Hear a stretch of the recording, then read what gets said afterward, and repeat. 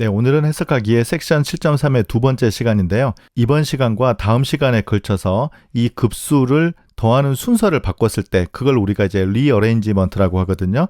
급수의 순서를 바꿨을 때 어떤 현상이 벌어지는지를 설명하도록 할 건데 우리가 지난 시간에 공부했던 절대 수렴하는 급수와 조건 수렴하는 급수가 이 문제에 대해서는 조금 상황이 완전히 다르거든요. 그래서 오늘은 먼저 절대 수렴하는 급수의 순서를 바꿨을 때 어떤 일이 벌어지는지를 설명하도록 하겠습니다. 그러면 급수의 합의 순서를 바꾼다라는 것을 수학적으로 어떻게 정의하는지를 먼저 설명해야 될 것 같은데요. 그게 이제 이름이 바로 리어레인지먼트예요. 그래서 주어진 요 시리즈의 리어레인지먼트를 이렇게 정의하도록 하겠습니다. AK'이라는 기호를 쓸 건데 이 기호를 먼저 정의를 설명하도록 할게요. 자연수 n에서 n으로 가는 원투원 온투 펑션, 우리가 이건 이제 1대1 대응함수 바이젝션이라고도 부르는데 이러한 함수가 만약 있어요.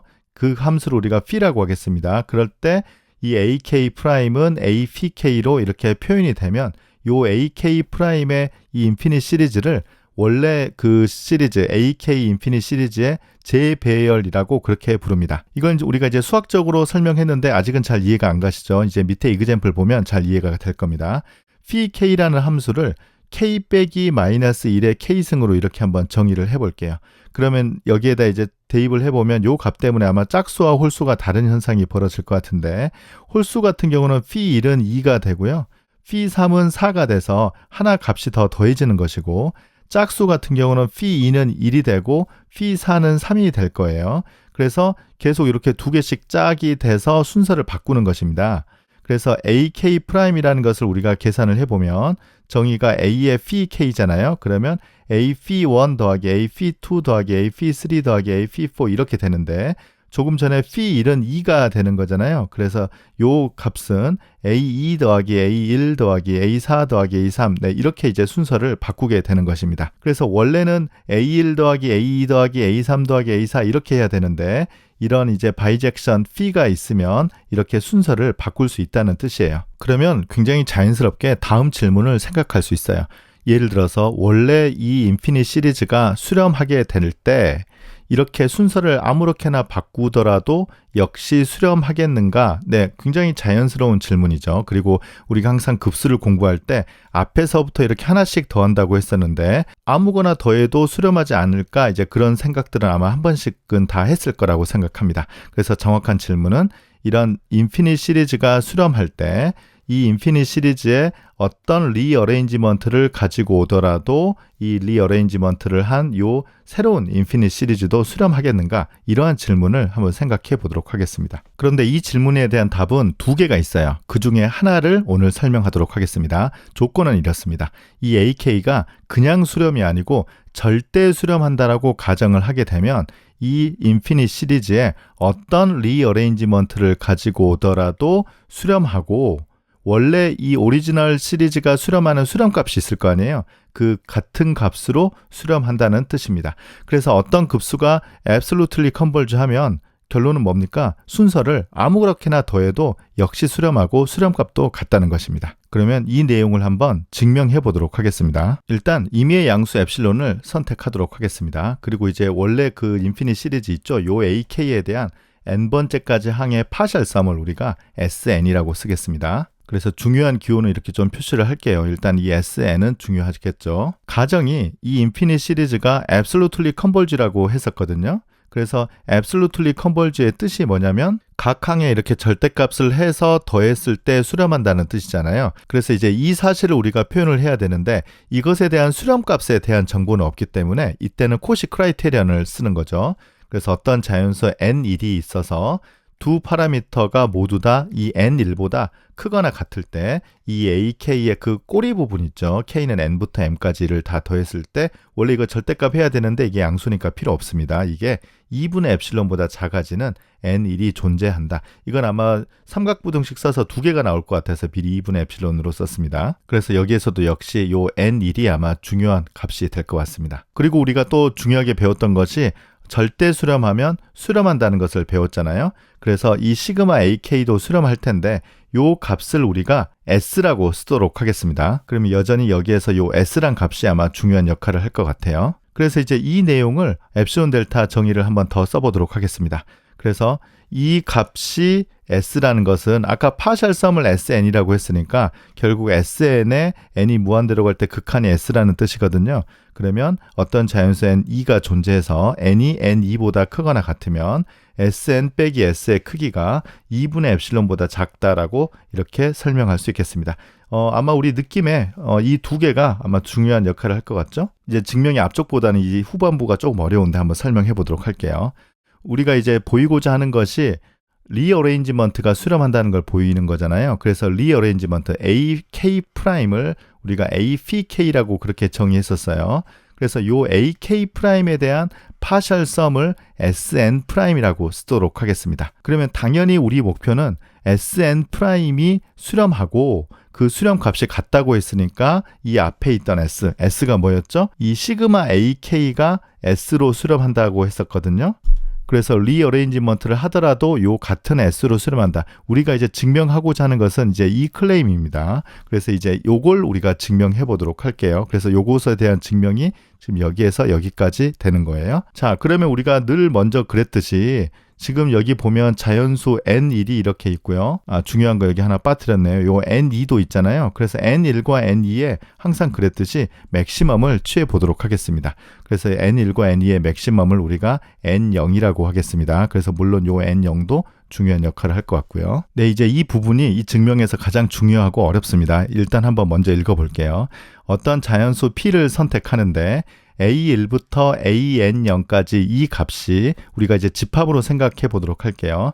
그래서 요 값이 AP1, AP2 해서 APP까지 여기에 포함이 되는 P를 선택한다는 뜻입니다. 일단 여기서 N0은 아까 이 위에서 선택했던 N0이기 때문에 고정된 N0이고요. 충분히 큰 P를 선택을 해서 요 관계식에 만족하도록 P를 선택하겠다는 뜻입니다. 네, 아직까지도 이게 무슨 뜻인지 모르겠죠. 이 오른쪽에서 한번 설명해 보도록 하겠습니다. A1부터 AN0이 있다라고 할게요. 그러면 이 왼쪽에 이 AN들의 리어레인지먼트를 이렇게 하나씩 써볼게요. AP1이 있고 AP2가 이렇게 있어요. 지금 이 같은 줄에 있는 게 같은 값은 아니에요.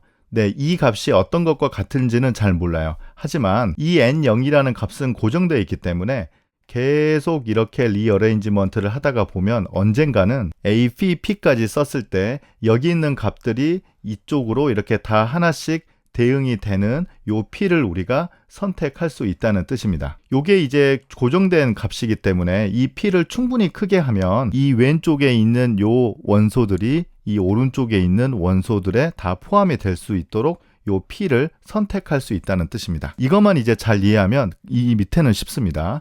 그래서 요걸 우리가 기호를 어떻게 쓰는 거죠? 요걸 우리가 A1'이라고 그렇게 쓰는 것이고 요거는 이제 A2'이라고 쓰는 것이고 여기는 이제 AP'이라고 쓰는 것이죠. 자, 여기에다가 방금 선택했던 P보다 더 큰 M을 하나 선택해 보도록 하겠습니다. 그러면 이제 밑에 보시면 AP 더하기 1' 해서 쭉 가서 AM'까지 이렇게 그림을 이해할 수 있겠습니다. 근데 우리 목표가 뭐 있느냐면 요 리어레인지먼트를 한 것의 파셜 썸이 S에 수렴한다. 이걸 우리가 보이고 싶거든요. 그래서 요걸 계산해 보는 거예요. K는 1부터 지금 여기는 이제 M이라고 썼습니다. 요 M이에요.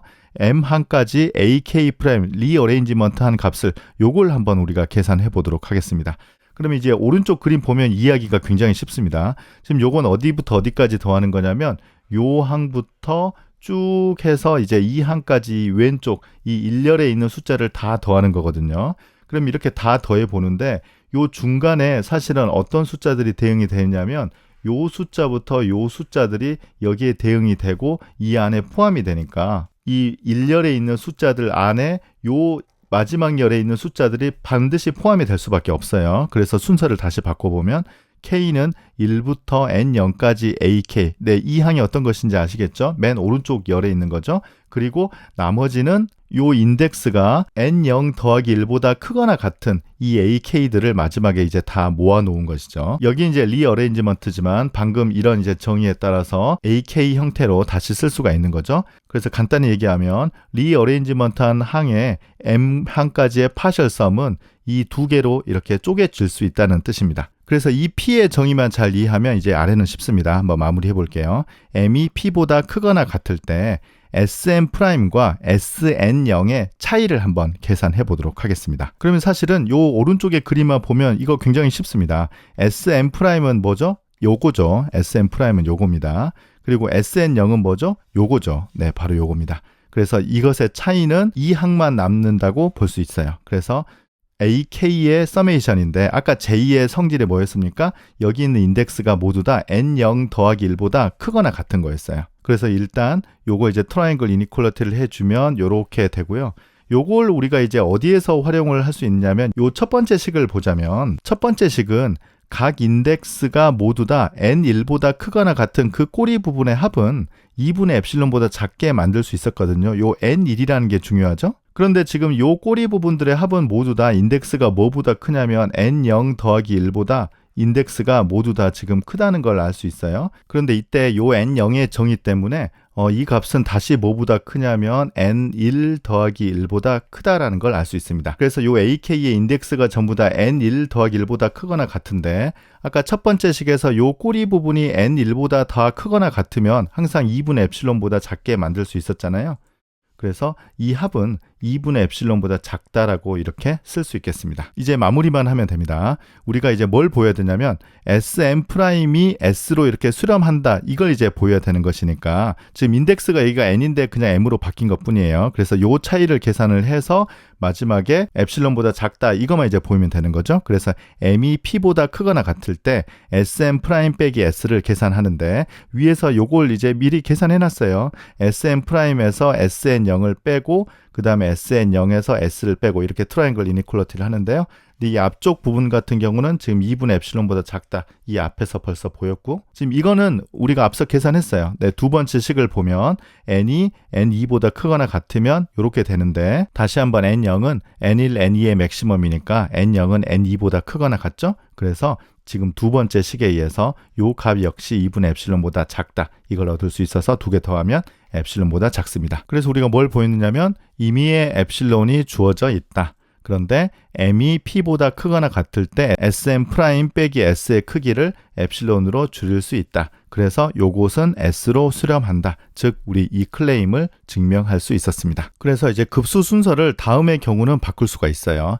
일단 첫 번째 경우 모든 항이 전부 다 0보다 크거나 같을 때 수렴하면 사실 이건 절대 수렴하거든요. 그런데 오늘 절대 수렴하면 순서를 마음대로 바꿀 수 있다고 했었기 때문에 수렴하는 급수가 모두 다 양수가 되면 우리가 순서를 아무렇게나 바꿀 수 있어요. 그래서 이게 다 양수라고 하고 요게 이제 다 수렴한다라고 하면 예를 들어서 뭐 아무거나 더하면 돼요. 뭐 세 번째 걸 먼저 더하고 일곱 번째 더하고 첫 번째 거 더하고 뭐 만 번째 더하고 뭐 이렇게 더하고 어쨌든 빠짐없이 이렇게 다 더하게 되면 오른쪽이 수렴하고 수렴값도 같다는 것입니다. 그런데 이제 음수항이 포함된 경우에도 즉 예를 들어서 이런 경우는 컨버지 앱솔루틀리 하죠. 이거 절대값 해도 이제 수렴이니까요. 그래서 1의 제곱분의 1 빼기 2의 제곱분의 1, 3의 제곱분의 1 빼기 4의 제곱분의 1. 네, 이 값이 이제 뭐가 됐든지 상관없이 아무거나 더해도 상관없다는 거예요. 그래서 예를 들어서 뭐 10번째 걸 더하고 그다음 7번째 걸 빼고 뭐 6번째 걸 더하고 뭐 9999번째 걸 빼고 그 다음에 뭐 순서는 아무렇게 해도 상관없습니다. 지금 플러스 마이너스로 썼는데 이 순서도 전혀 상관없어요. 어쨌든 빠짐없이 중복하지 않고 이렇게 다 쓰게 되면 이 왼쪽 오른쪽 수렴값이 같다라는 것이 오늘 강의의 결론이 되겠습니다. 그러면 오늘은 이제 절대 수렴하는 경우를 했잖아요. 그러면 아주 당연하게 조건 수렴하는 경우는 어떻게 되겠습니까? 이제 그 질문이 남게 되는 거죠. 그러니까 예를 들어서 조건 수렴하는 것의 가장 대표적인 얘기가 이 교대급수죠.